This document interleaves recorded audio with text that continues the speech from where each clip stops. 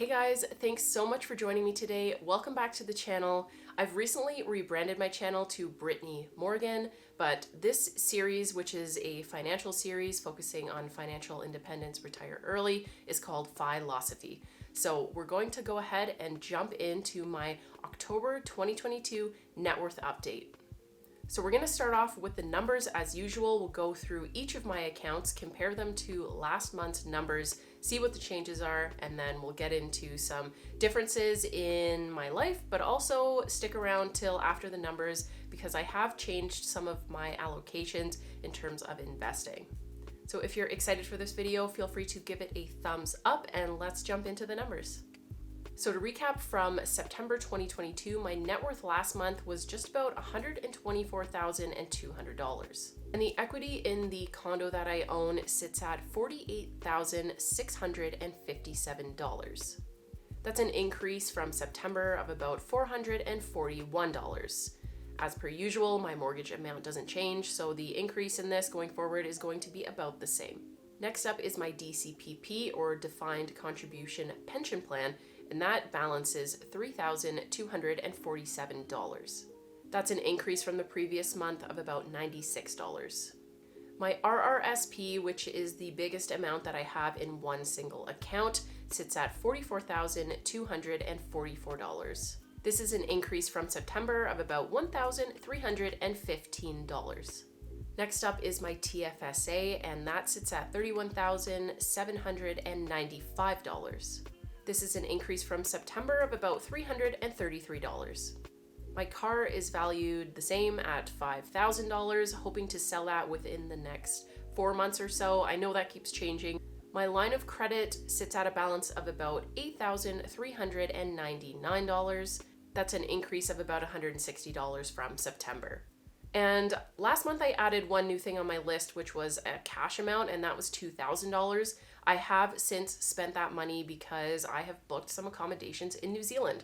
So stick around till later in the video when I chat about that. So that brings our total net worth for October 2022 to $122,544. This is a decrease from the previous month of about $1,654. So if you guys have noticed, a lot of my accounts are on an uptick because of the markets, but I did end up spending that cash amount, which I had included last month, in my net worth. So that is where that dip is coming from. I should also mention again that about $8,000 of my net worth currently in my TFSA is set aside for my expenses in New Zealand, things like purchasing flights, other kinds of accommodations, food, and kind of getting set up when I do eventually move there. So we can expect that dollar amount, that $8,000, to be deducted from my net worth probably within the next year, unless I end up saving quite a bit or something big changes in the market. Another $8,000 of that TFSA amount is set aside to pay off my line of credit. So let's talk about my investments and what I have changed to. If you watched my previous net worth update video, I was reading a book called Reboot Your Portfolio by Dan Bortolotti. He is the author of The Canadian Couch Potato, which is where I got my investment strategy from originally in the TDE series line. So after reading that book, I got inspired to switch things up a bit. I decided I was going to move some of my funds from my second condo sale to VEQT, which is a Vanguard All Equity Portfolio ETF.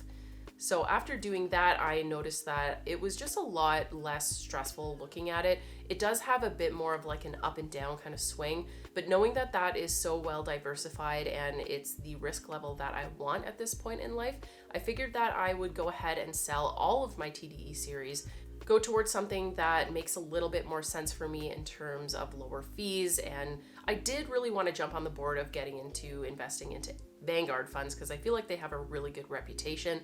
And I like the risk level in having 100% stocks right now. I am not really planning on retiring anytime soon. I think I'm going to be retiring at traditional retirement age. I don't really see a reason for me to be invested in bonds, and this is very different, I think, from a lot of people in the FIRE community. A lot of people have at least, I want to say, like 10% in bonds. It's also nice because there's no rebalancing at the end of the year. I can just have everything in that one fund and I don't have to sweat it. I don't have to worry about rebalancing, which is not really a huge deal, but it's just one more thing off the plate, which is great.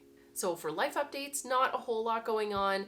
The first thing I wanted to chat about is that, yes, I got COVID about 2 weeks ago. So I have been off work for about 2 weeks, and I've just been kind of like staying at home, laying in bed, resting, doing a few things here and there. I haven't really had the energy to do a whole lot, but I do want to get back into YouTube and being more consistent, posting a video a week. That was my goal for, I guess, just in general, but I was hitting that goal and I haven't been doing that in the last month and a bit. So I want to get back on that train and be focusing on making more content for you guys. And then the second update is, you heard me mention it earlier, I booked accommodation in New Zealand.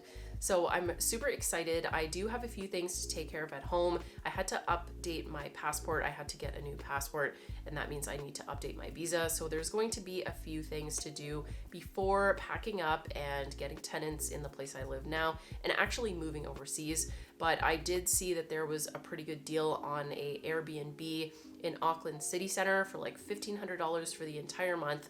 And it's just the most amazing location. It has all the amenities that I want. The building has like a pool and a fitness center and everything. I booked it for the following April to May, so that is something to definitely look forward to. Another thing is that I know that my net worth is taking, dips here and there, and I am taking money out of it. At this point in my life, I am focusing on a lot of travel things, a lot of bucket list things that I just want to go ahead and do now. Because my path is more of a coast fire type of lifestyle, I am going to be working probably up until traditional retirement age, potentially even further than that. And that's another thing with being off work for a couple of weeks. I really miss it. I really miss being in the heart of the action and being social and talking to people and just being a part of that group. So I definitely don't think that work was my issue at any point in time. I think I just needed to find work that I actually liked. So I'm really looking forward to getting back into the swing of things. But once all of that is said and done, yes, I will be drawing down some of my net worth to go on this huge adventure to New Zealand. And I hope you guys are happy to come along with me and just see the experience. I will be documenting how all of this goes, what it costs, what is involved in actually packing up and moving abroad, because I think a lot of people are really interested in it. Thank you guys so much for joining me for this October 2022 net worth update. I'll see you guys in the next video.